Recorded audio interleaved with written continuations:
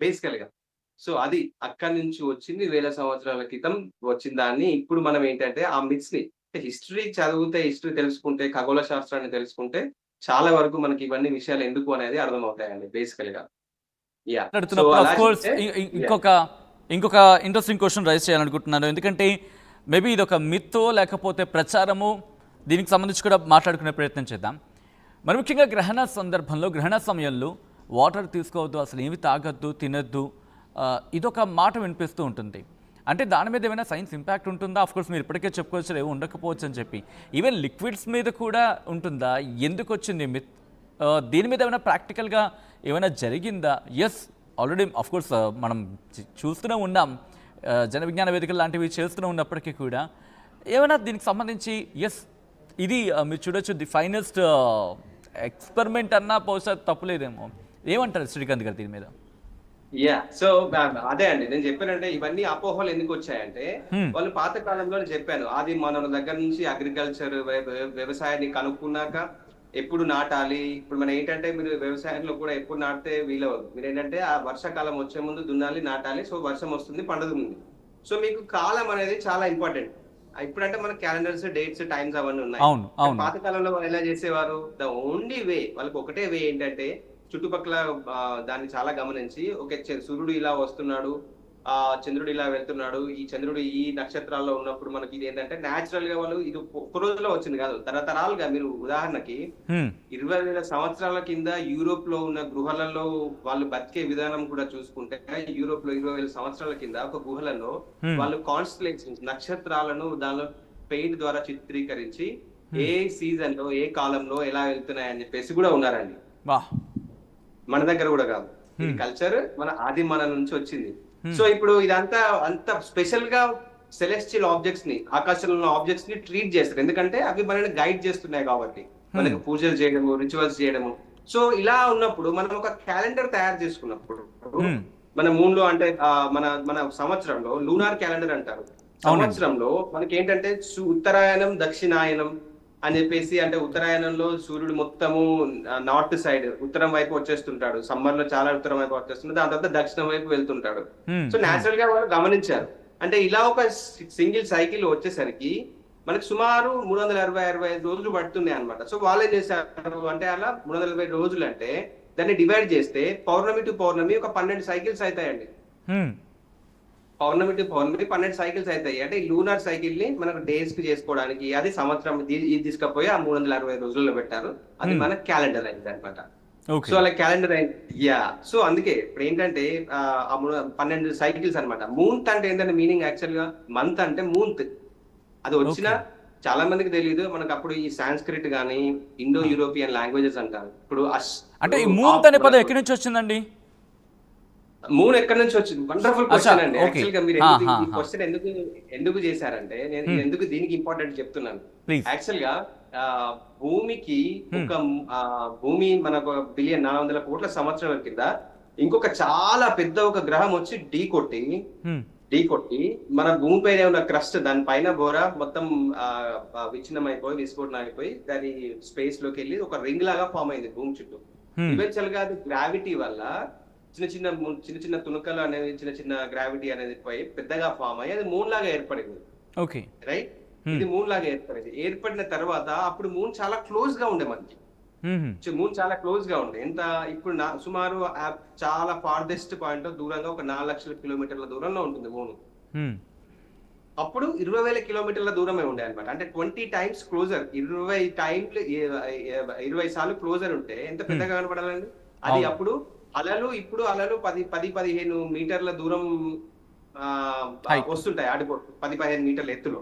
కానీ అప్పుడు 100 మీటర్ల ఎత్తులో, సుమారు 1 కిలోమీటర్ ఎత్తులో కూడా అంత పవర్ ఉండే అనమాట. కానీ ఏమైంది, ఈవెన్చువల్ గా అర్త్ కూడా చాలా స్పిన్ అవుతుంది అనమాట. అంటే 4 to 5 days 4-5 గంటలకు ఎర్త్ చాలా ఫాస్ట్ గా తిరుగుతుంది. అంటే మన డే ఓన్లీ 4-5 గంటలే ఉంటుండే అప్పుడు.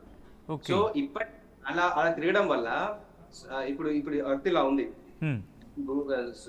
మూన్ ఇక్కడ తిరుగుతున్నాడు. ఇలా తిరుగుతున్నప్పుడు ఏంటంటే మీరు ఉదాహరణ సింపుల్ గా ఉంచండి, మీరు అక్కడ నిలబడ్డారు, మీ దూరంలో ఒక సింపుల్ ఒక వీల్ లో కొంతమంది మనుషులు కూర్చున్నారు, ఒక వీల్ లాగా తిరుగుతా ఉంది.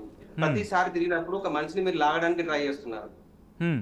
రైట్? అప్పుడు ఏమవుతుందండి, కొన్ని కొన్ని కొన్ని కొన్నిసార్లు తిరిగిన తర్వాత ఒక స్టాప్ వచ్చేస్తుంది, హ్మ్. రైట్?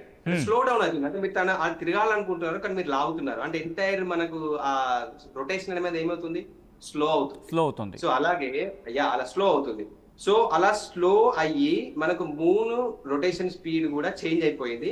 అది అలాగే ద సేమ్ టైమ్ అర్త్ కూడా రొటేట్ అవుతుంటుంది, అంటే దీన్ని లాగుతుంది, ఇదిలా తిరుగుతుంది, ఇదిలా తిరుగుతుంది. దీని ఎనర్జీ, గ్రావిటేషన్ ఎనర్జీ దీనిపైన కూడా ఉంటుంది.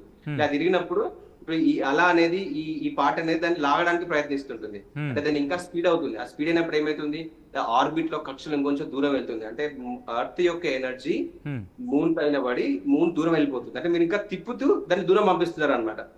అర్థమవుతుంది అంటే ఫోర్స్ కూడా యాడ్ ఆన్ అవుతుంది అప్పుడు దానికి. అలా ఇప్పటికీ కూడా ఇది ఎందుకు చెప్తున్నాను అంటే, చాలా మంచి క్వశ్చన్ అడిగారు. అది 1969 లో 1969లో అపోలో ఆస్ట్రోనాట్స్ మూన్ పైన, చంద్రుని పైన ల్యాండ్ అయినప్పుడు వాళ్ళు లేజర్ రిఫ్లెక్టోమీటర్ అనేది ఒకటి పెట్టారు, లేజర్ ద్వారా. చంద్రయాన్ 3 లో కూడా పెట్టారు. దానివల్ల మనకు తెలిసింది ఏం తెలుసా అండి, ఎవ్రీ ఇయర్ ఇప్పటికీ కూడా మూన్, మన చంద్రుడు అనేవాడు 3.8 సెంటీమీటర్లు దూరం వెళ్ళిపోతున్నాడు. ఓకే, అంటే కొన్ని రోజులు అయితే మనకి కనిపించకుండా పోతాడా? కనిపించకుండా ఏం పోడు, మన అర్త్ గ్రావిటీ స్టిల్ ఉంటుంది. బట్ ఏమైతుందంటే ఇప్పుడు అది ఎక్కడ ఎఫెక్ట్ అవుతుంది అంటే, చంద్రుడు చిన్న చిన్నగా అయిపోతుంటాడు.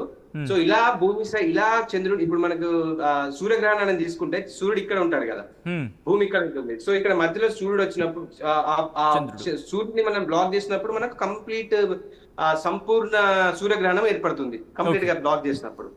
కానీ ఏంటంటే మూన్ దూరం వెళ్ళడం వల్ల కొన్ని రోజుల తర్వాత సంపూర్ణ సూర్యగ్రహణం అనేది ఏర్పడదు, అంటే moon size against the background sun, okay, back లో ఉన్న సన్ కంటే చిన్నగా ఉండడం వల్ల సంపూర్ణ సూర్యగ్రహణం ఉండదు. అంటే ఇదంతా ఎప్పుడు డిస్కస్ చేసి అంతా మనకి ఎప్పుడు తెలిసింది, చంద్రుని పైన వెళ్ళి అక్కడ లేజర్ రిఫ్లెక్టోమీటర్ పెట్టిన తర్వాత మనం కనుక్కున్నాం. సో అది చాలా మంచి క్వశ్చన్ అడిగారు. అంటే ఇప్పుడు ఇది ఎంత తెలుసుకుంటే ఏంటంటే, మనకు అది ఎక్కడి నుంచి వచ్చింది, మనం ఎక్కడి నుంచి వచ్చాము, మీరు అంటూ ఉంటే మాట్లాడుతున్న కొద్ది ఇంకా లార్జర్ సబ్జెక్ట్ ఇది. సో కంక్లూషన్ గా ఈ రోజు గ్రహణం గురించి మాట్లాడుకుని దీని మీద ఒక రోజు కంప్లీట్ డిస్కషన్ పెట్టుకునే ప్రయత్నం చేద్దాం శ్రీకాంత్ గారు. సో ఈ రోజు చంద్రగ్రహణం కాబట్టి సైన్స్ ఏం చెప్పాలనుకుంటోంది, ఎందుకంటే ఖగోళంలో జరిగే, అంతరిక్షంలో జరిగే అద్భుతమైన వీక్షణమైన దృశ్యం అంటే చెప్తున్న సందర్భంలో ఏం చెప్తారు ఒక ఖగోళ శాస్త్రవేత్తగా మీరు? యూనివర్స్ మనకు అంతరిక్షం గాని విశ్వం గాని చాలా రకాలుగా అమేజింగ్ గా ఉంటుందండి. కానీ మనం ఒక ఆది మానవులాగా మనం ఒకవేళ ఆలోచిస్తే కనుక అక్కడనే ఉండిపోతాము. అంటే ఒకప్పుడు చంద్రుని దేవుని, అంటే ఒకప్పుడు చంద్రుడిని దేవుని లాగా ట్రీట్ చేశారు, రైట్? చనిపోతే అక్కడికి వెళ్తాము అని చెప్పేసి ట్రీట్ చేశారు. కానీ అక్కడికి వెళ్ళిన తర్వాత గలీలియో ఫస్ట్ టైం టెలిస్కోప్ లో చూసినప్పుడు దానిపైన కొండలు, కోనలు, రాళ్ళు, రప్పలు, క్రేటర్స్ ఉన్నాయి, అంటే భూమిలాగానే ఉంది. అంటే మానవుడు యాక్సెప్ట్ చేయలేదండి, ఎందుకంటే అది దేవుడు, అది స్మూత్ గా ఉంటది, మీరు తప్పు చెప్తున్నారని యాక్సెప్ట్ చేయలేదు. కొంతమందిని అరెస్ట్ చేసి కొంతమంది ఉరిశిక్ష కూడా వేయడం జరిగింది. ఇది స్టోరీ చేస్తారు, రైట్? ఇప్పుడు మనకి సిల్లిగా అనిపిస్తుండొచ్చు.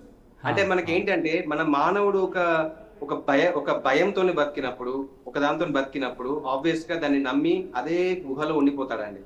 లేదు ఒకటి ఎక్స్ప్లోర్ చేయాలి అనే క్రమంలో కనుక తీసుకుంటే విశ్వం చాలా రకాలుగా మనకు అద్భుతమైన విషయాల్ని ప్రజెంట్ చేస్తుంది. సో నేను అందరికి చెప్పేది ఒకటే అండి, భయపడాల్సింది లేదు, దాని వెనకాల సైన్స్ చదవండి, ఎందుకు నడుస్తుందో. ఇవన్నీ ఏదైనా జ్యోతిష్య శాస్త్రవేత్తలు కానీ, అది జ్యోతిష్య శాస్త్రం అంటే ఇప్పుడే చెప్పాను, the science of celestial lights, శాస్త్రీయంగా అంతరిక్షంలో ఉన్న వాటిని చదవడమే జ్యోతిష్య శాస్త్రం, రైట్? సో మీకు అది ఏదైనా కానీ పర్ఫెక్ట్ ఎవిడెన్స్ లేకపోతే ఏది నమ్మొద్దు, ఓకేనా అండి? సో ఎంజాయ్ చేయండి వాళ్ళ లూనర్ ఎక్లిప్స్ ని. బ్లడ్ మూన్ అంటే రెడ్ కలర్ గా బ్లూ లైట్ విచ్ఛిన్నమై మూన్ కి పెయింట్ వేసిన లాగా వండర్ఫుల్ ఉంటుంది. There is nothing to worry, wonderful గా ఎంజాయ్ చేయండి, ఎందుకంటే విశ్వం అంత అద్భుతంగా ఉంటుందండి.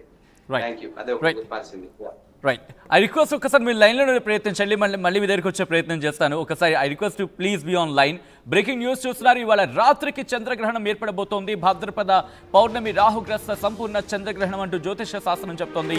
బ్లడ్ మూన్ గా ఎరుపు రంగులో కనిపించబోతున్నాడు చంద్రుడు. శతభిష నక్షత్ర కుంభరాశిలో గ్రహణం ఏర్పడుతుందంటూ జ్యోతిష శాస్త్రం చెప్తున్న పరిస్థితి. ఈ రోజు రాత్రి 9:56 ప్రారంభమై 1:26 వరకు గ్రహణం ఉండబోతుందంటూ కూడా చర్చ జరుగుతున్న క్రమం. ఏకంగా 3:30 పాటు గ్రహణం కొనసాగబోతున్నట్టుగా మాట్లాడుకుంటున్న పరిస్థితి. రాత్రి 11:42 గ్రహణ మధ్యస్థ కాలం అంటూ జ్యోతిష శాస్త్రం చెప్తున్న పరిస్థితి. ఇక దేశమంతటా కనిపించబోతోంది గ్రహణం. అయితే సైన్స్ మాత్రం ఈ గ్రహణాన్ని చూడండి, ఇది ఖగోళ అద్భుతం అంటూ చెబుతోంది. ఈ నేపథ్యంలో మీకేమనిపిస్తోందని చెప్పి కమెంట్ చేసే ప్రయత్నించండి. ఒకసారి ఆ విజువల్స్ని చూద్దాం.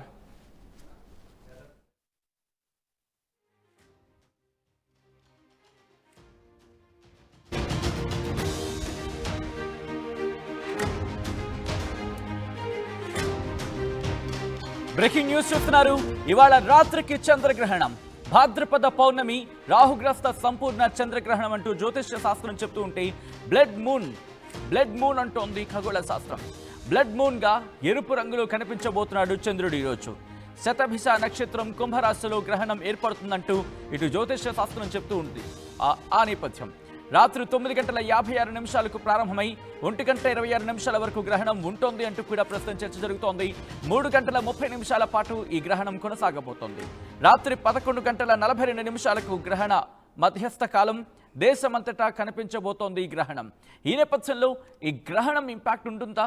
మరి ముఖ్యంగా ఈ గ్రహణం ఎలా ఏర్పడుతోంది? రక్తచంద్రుడు అని చెప్పి ఎందుకు అంటున్నారు? బ్లడ్ మూన్ అని ఎందుకు పిలవడం జరుగుతోంది? నిజంగా చంద్రుడు అంత